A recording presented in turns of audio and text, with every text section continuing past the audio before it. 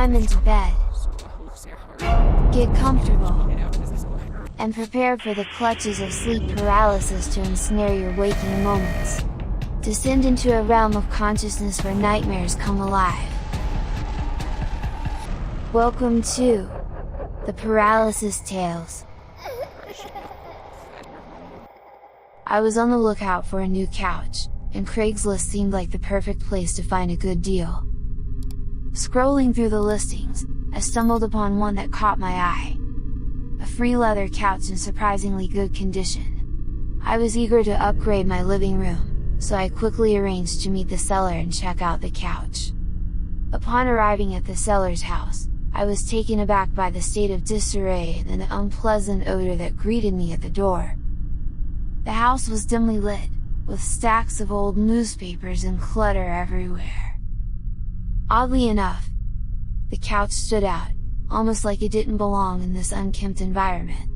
It was suspiciously clean, lacking any of the grime and dust that coated the rest of the house.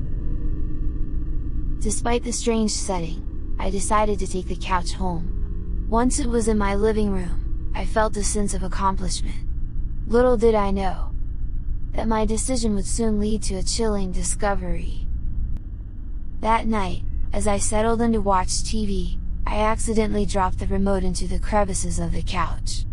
Fumbling around, I lifted the cushions to retrieve it. To my shock, I found more than just a remote. Red stains covered the insides of the couch. My heart raced as I continued to explore, and my fingers grazed against something hard and irregular. I pulled out a human tooth. I immediately called the police. When they arrived, they inspected the couch and speculated that the stains could be blood. The situation took a dark turn as they decided to investigate the house of the seller. When we reached the address, the house was eerily silent, and the seller was nowhere to be found. The police told me I should get rid of the couch, which I did the next day. I called the cops back a few days later to see if there was any update. They told me they still haven't found the seller, but when they searched his house, what they did find horrified me. In the upstairs bathroom, they found empty bleach bottles, dirty, blood-stained rags, and a ball-peen hammer in the sink. The creepiest thing though, the Craigslist ad is still up on the website. I needed to sell my laptop quickly, so I posted an ad on Craigslist hoping to make some spare cash. Soon enough, I got a text from someone interested in buying it and wanting to see it that day. They mentioned they didn't drive, so they needed me to bring the laptop to their place. It seemed a bit odd, but since I needed the money, I agreed and headed to the address they provided. I pulled up to a tall, old townhouse with an eerie vibe. I knocked on the door, and a chubby, dirty guy greeted me. He looked like he never showered, and the house matched his appearance, messy and gross. Despite the uneasy feeling, he invited me inside, and I reluctantly followed. He led me to the top floor, where he said his office was located. As we sat down, I showed him the laptop, explaining its features. However, my excitement turned to frustration when he quietly admitted he didn't have the money to buy it. Annoyed, I started packing up my belongings. That's when things took a creepy turn. He gently touched my arm and said, "Don't leave in a hurry," while disturbingly stroking my arm. It felt so gross that I stood up abruptly to leave, but he blocked the door with a creepy look. His demeanor shifted to angry, and he ordered me to sit back down. Unsettled and fearing the worst, I knew I had to get out of there. Thinking fast, I grabbed my laptop bag and smashed it over his head. Seizing the opportunity, I made a run for it, with him chasing me down the stairs. Thankfully, I managed to escape, and he slammed the front door behind me. Shaken and scared, I called the police and explained what had just happened. They arrived swiftly, questioned the man, and discovered my broken laptop in the bag. To my horror, they informed me that he was a registered offender with a history of crimes against women. They arrested him and got me my laptop back. When they were pulling him out in cuffs, he just stared right at me. Although I didn't make any money from the laptop, I realized it had unknowingly saved me from a potentially dangerous situation. The encounter left me feeling grateful for my quick thinking, and reinforced the importance of being cautious, especially on Craigslist. I'm a freelance model, and I'm always looking for paying gigs online. Unfortunately, many of the ones I find don't pay.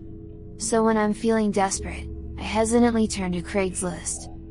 One time, I stumbled upon a photographer seeking a model for a nude shoot, offering a tempting $2,000. Despite Craigslist's sketchy reputation, the catch led me to contact him. We arranged to meet at his place, located in an old apartment building. Upon arrival, I met the photographer at the front, and he seemed ordinary. However, as we entered the apartment, the windows were covered, and he made sure to lock the door behind us. Initially, the photoshoot proceeded somewhat normally, but the atmosphere shifted when the photographer grew increasingly aggressive. He began demanding more explicit poses, using an angry voice that genuinely scared me. Attempting to keep things professional, I asked him to chill out. In response, he started hurling insults and derogatory names at me while smiling and laughing. The situation escalated when he tossed the knife at me, instructing me to cut myself. Fear gripped me, and I refused. Then he said, "If you don't cut yourself, I'm going to take the knife and kill you." Terrified, I grabbed the knife and I slowly moved toward the camera between shots. My desperation grew as he continued his angry demands. In a moment of courage, I kicked the camera over and used the knife to cut his arm.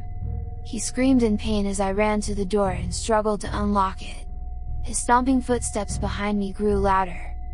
As I ran outside, practically naked, I screamed for help, and a stranger let me use their phone to call the police. When they arrived, they questioned the photographer, but he denied any wrongdoing. Despite my ordeal, the law couldn't take action against him, but the police managed to retrieve my stuff. When I got in my car, I couldn't shake the unsettling image of him staring down at me from his apartment window. It was a chilling reminder of the danger I narrowly escaped.